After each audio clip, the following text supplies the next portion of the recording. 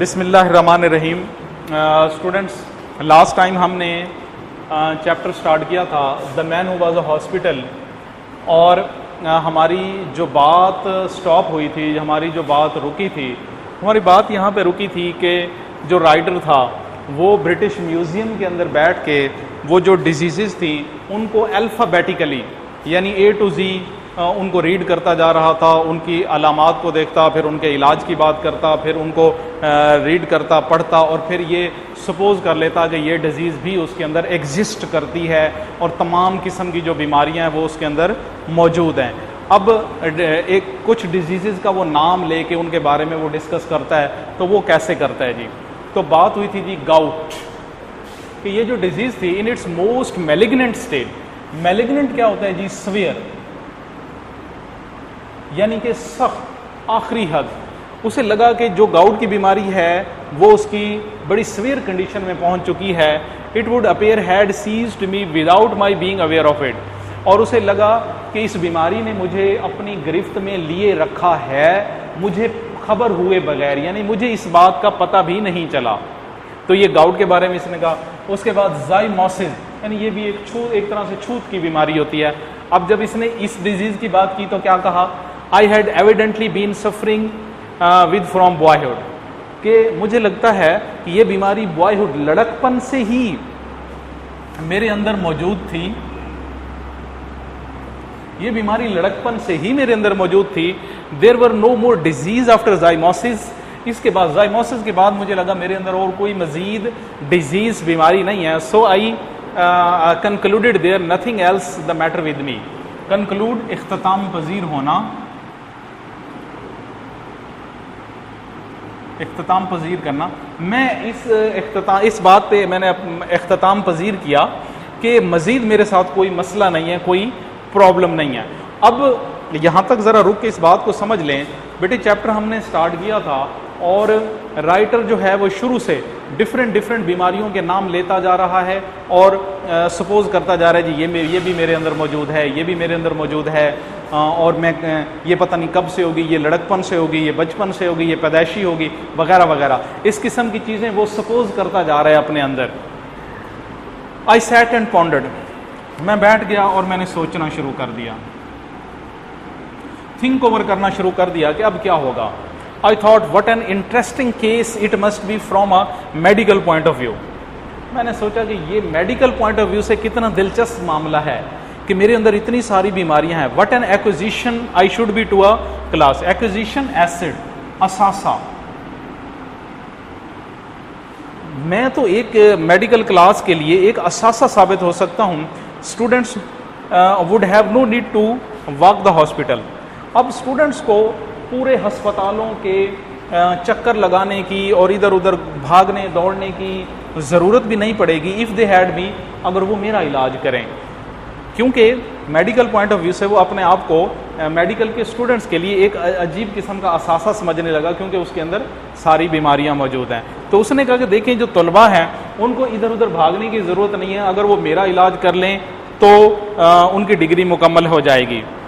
All they need to do would be to walk round be, उन्हें सिर्फ इस बात की ज़रूरत है कि मेरे गिर्द चक्कर, मतलब मेरा इलाज करें, and after that they take their diploma, और उसके बाद अपनी डिग्री मुकम्मल करें और अपना डिप्लोमा मुकम्मल करके सर्टिफिकेट लेके घर जाएं। यानी वो ये समझ रहा है कि डॉक्टर जो है वो डिफरेंट पेशेंट्स के पास जाके डिफरेंट डिजीज़ का मुआयना करता है, उसकी अलामात देखता है, पेशेंट की कंडीशन देखता है, फिर उसकी ट्रीटमेंट करता है, फिर वो पेशेंट या तो ठीक होता है या नहीं ठीक होता। ठीक ना होने की सूरत में भी डॉक्टर एक एक्सपीरियंस गेन करता है, उसके ठीक होने की सूरत में भी डॉक्टर एक एक्सपीरियंस गेन करता है। दोनों सूरतों के अंदर डॉक्टर लर्निंग प्रोसेस में होता है। अब ये राइटर का पॉइंट ऑफ व्यू ये है कि जो डॉक्टर हैं, ये जो इतने सारे मरीजों के पास इनको जाना होता है, सीनियर डॉक्टर्स के पास जाके सीखना होता है, पेशेंट्स के पास जाके, डेड बॉडी के ऊपर जाके इन्होंने बहुत कुछ लर्न करना होता है। वो ये कहना चाह रहा है कि अगर सिर्फ ये मेरा इलाज कर लें, क्योंकि मेरे अंदर ये जो इतनी किस्म की हज़ारों सैकड़ों बीमारियां मौजूद हैं, तो इसका इलाज कर लें तो they will take their diploma, तो इनका डिप्लोमा मुकम्मल हो जाएगा, इनकी डिग्री मुकम्मल हो जाएगी।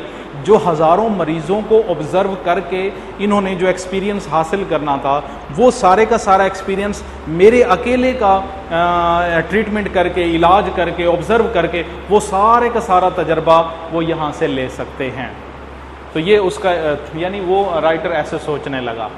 Then I wondered how long I had to live. फिर मैं इस बात पे हैरान हुआ कि मैं इतना अरसा ज़िंदा कैसे रहा। अगर मेरे अंदर इतनी किस्म की बीमारियां मौजूद हैं, अगर मेरे अंदर इतनी सारे प्रॉब्लम्स मौजूद हैं, तो फिर मैं इतना अरसा ज़िंदा कैसे रहा। I try to examine myself. अच्छा, फिर मैंने ना खुद को थोड़ा सा एग्जामिन, मुआयना करने की कोशिश की, मैंने खुद को थोड़ा सा ना देखभाल करने की कोशिश की। I felt my pulse. सबसे पहले पल्स, नब्ज़। सबसे पहले ना मैंने अपनी नब्ज़ पे हाथ रखा, अपने नब्ज़ को चेक किया। आई could not find it at first any pulse at all. मैंने जब नब्ज़ को चेक करने की कोशिश की तो मुझे लगा ये जो नब्ज़ है ये चल ही नहीं रही, ये स्टॉप हो चुकी है। Then all of sudden it seem to start up. फिर थोड़ी देर के बाद अचानक मुझे लगा कि ये नब्ज़ जो है ये चल पड़ी है। I pulled my watch and timed it. मैंने क्या किया कि अपनी घड़ी को जेब से बाहर निकाला और उसका टाइम नोट किया, टाइम डेट और उसका टाइम नोट किया। I made it 175 to a minute. मेरी जो नब्ज़ की रफ्तार थी 175, 175 पर मिनट, टू द मिनट पर मिनट, यानी फ़ी मिनट के लिहाज से वो जो मैंने नब्ज़ को चेक किया तो फ़ी मिनट के लिहाज से वो 175 उसकी रफ्तार चल रही थी ऑलमोस्ट।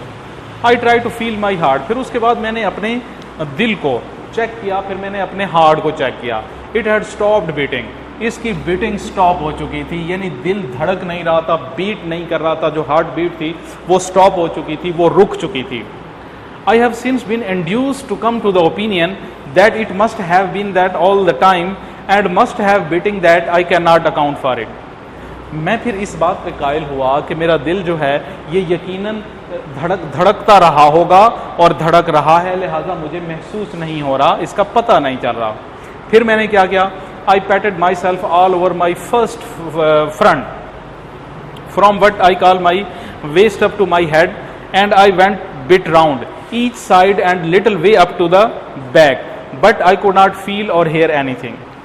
फिर मैंने ऐसे किया कि मैंने अपने आगे अपने आप को थपकी दी, अपने आप को थपथपाया, मैंने कुछ महसूस नहीं किया।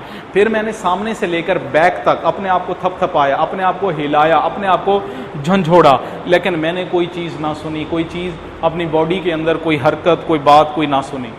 अब ये ज़रा यहाँ तक हमारी बात मुकम्मल हो गई, इसको अगले लेक्चर में हम आगे कंटिन्यू करेंगे, लेकिन यहाँ बात को रोक के थोड़ा सा आप उसकी थोड़ा नफ्सियात चेक करें, उसकी साइकोलॉजी चेक करें, उसकी सोच चेक करें, उसकी थिंकिंग का लेवल चेक करें। अब वो क्या सोच रहे जी कि मेरी जो नब्ज़ थी वो भी बंद हो चुकी थी, हार्ट बीट बंद हो चुकी थी, फिर वो अपने आप को थपथपा रहा है, पैट कर रहा है, थपकी देना, थपथपाना, ये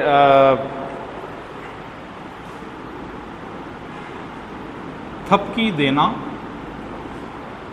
थपथपाना, थपकी देना, कि उसने अपने आप को थपकी दी, थपथपाया, तो उसे लगा कि उसका दिल भी काम नहीं कर रहा। पहले नब्ज़ काम नहीं कर रही थी, कि अब उसे लगा कि उसका दिल भी काम नहीं कर रहा। तो ये कैसी सिचुएशन है? ये सिचुएशन ऐसी ही है बेटा जैसा कि इससे पहले आज वाले लेक्चर में और इससे पिछले लेक्चर में और उससे पिछले लेक्चर में वो जो डिफरेंट डिजीज़ को रीड आउट करके अपने ऊपर सपोज कर लेता है कि ये बीमारियां मेरे अंदर मौजूद हैं, और कोई बीमारी कब से है, कोई बचपन से, कोई लड़कपन से, तो ऐसे ही बेटा उसे अब भी वो सपोज कर रहा है, अब भी वो एज्यूम कर रहा है, फ़र्ज़ कर रहा है कि जी मेरी नब्ज़ काम नहीं कर रही, मेरा दिल काम नहीं कर रहा। हालांकि ऐसे आप सोचें कैसे हो सकता है कि दिल ने बीटिंग, हार्ट बीट अगर बंद हो गई है तो इट मीन्स के बंदे की डेथ हो चुकी है। नब्ज़ बीट नहीं कर रही, इट मीन्स कि देयर इज़ समथिंग रॉन्ग, मामला गड़बड़ हो चुका है। लेकिन ये सारी बातें देखें, वो ऐसे सपोज करता जा रहा है और इस तरीके से वो अपने आप के ऊपर उन चीज़ों को आयद करता जा रहा है। तो नेक्स्ट हम इंशाल्लाह इसको ना टेक्स्ट को यहीं से आगे हम इसको कंटिन्यू करेंगे, और नेक्स्ट लेक्चर में इंशाल्लाह हमारा ये जो चैप्टर है the man who was a hospital, ये इंशाल्लाह मुकम्मल हो जाएगा। अब इसमें से इस पैराग्राफ के अंदर से जो सिनोनिम्स हैं उनको देख लें बेटे। पहला है जी टैप, पैट का है जी पहला थपकी देना या थपथपाना, टैप, स्ट्राइक, स्लैप, ये 3 इसके हो गए जी पैट के। उसके बाद है बेटा इंड्यूस, परसुएडेड, कन्विंस्ड, इम्पेल्ड, ये इसके हो गए बेटा। एक्विजिशन, वो जो मैंने आपको बताया था ना कि जी इसका मतलब होता है असासा, या दूसरे लफ्ज़ों में आप इसे क्या कह सकते हैं जी, एसेट। इसको मतलब आप एसेट भी कह सकते हो, अपना असासा भी कह सकते हो कि उसने कहा था जी मैं मेडिकल क्लास के लिए बहुत बड़ा असासा हूँ। Attainment, achievement, acquirement. उसके बाद जी मेलिग्नेंट, कि किसी भी बीमारी की आखिरी हद, आखिरी स्टेज, आखिरी सतह। Hurtful, spiteful, severe. उसके बाद लास्ट है जी इसमें से ओपिनियन, ये आसान है, बिलीफ, फीलिंग या आइडिया, ख्याल। और ये इंशाल्लाह ये आप इसको नोट कर लें। इंशाल्लाह नेक्स्ट लेक्चर में हम इसको यहीं से आगे कंटिन्यू करेंगे। Thank you very much.